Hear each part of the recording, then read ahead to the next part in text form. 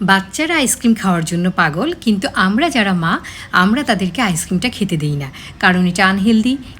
কিন্তু আমি যে স্বাস্থ্যকর আইসক্রিম বানিয়েছি, আমার বাচ্চা 1 লিটার আইসক্রিম 3 দিনেই সাবার করে ফেলেছে, আর আমি একটুকু বাধা দিইনি। আমি যে আইসক্রিমটা বানিয়েছিলাম সেটাই আজকে আপনাদের সঙ্গে শেয়ার করছি। আমি যেটা বানাবো সেটা হচ্ছে ফলের আইসক্রিম। তার জন্য কলা নিয়েছি। কলা তো বাসায় সবারই থাকে। আমি 4টা পাকা কলা নিয়েছি। খুব পাকা কলা হলে তো কথাই নেই। তারপর এগুলোকে ছোটো ছোটো টুকরো করে আমি এটা কেটে রেখে ডিপ ফ্রিজে রেখে দেবো। ছোটো ছোটো টুকরো করে যখন আমরা এটা ফ্রিজে রেখে দিব, ফ্রোজেন যে বানানাটা হয় সেটা দিয়েই সহজে আপনারা মিল্কশেক বা অন্য কোনো ডেজার্ট বানিয়ে নিতে পারেন। এদিকে আমি 10-12টা কাজু বাদাম পানিতে ভিজিয়ে রেখেছি যাতে এটা সফট হয়ে যায়। কলাগুলো আগের দিন ডিপ ফ্রিজে রেখে দিয়েছিলাম, ওগুলো ফ্রোজেন হয়ে গেছে। এবার আমি ওগুলো একটা ব্লেন্ডার জারে নিয়ে নিচ্ছি।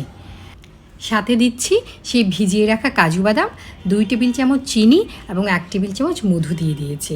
আর ঠান্ডা কিছুটা দুধ দিয়ে আমি এটাকে ব্লেন্ড করে নেব। চমৎকার ব্লেন্ড হয়ে গেছে। দুধ কিন্তু আমি খুব বেশি দিইনি, অল্প পরিমাণ দিয়েছি শুধুমাত্র ব্লেন্ড হওয়ার সুবিধার্থে। আর কিছু নিয়েছি চকলেট চিপস, এটা অপশনাল।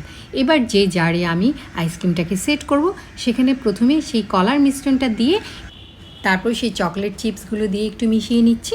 উপর থেকে আবারও কলার বাকি মিশ্রণটা দিয়ে দিচ্ছি। তারপর আবারও চকলেট চিপস দিয়ে দিচ্ছি।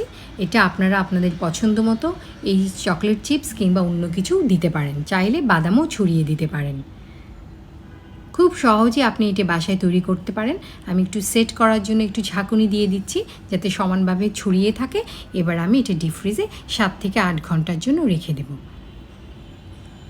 আগের দিন যদি আমরা এটা বানিয়ে রাখি, পরদিন সহজেই আপনারা, বাচ্চা যখন স্কুল থেকে আসবে, আপনি যখন ঠান্ডা ঠান্ডা এই আইসক্রিমটা দেবেন, ওরা কিন্তু খুব খুশি মনেই খাবে।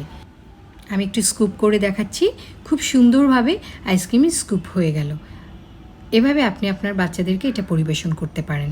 উপর থেকে যদি একটু গার্নিশ করে দেওয়া যায় খুব ভালো লাগবে।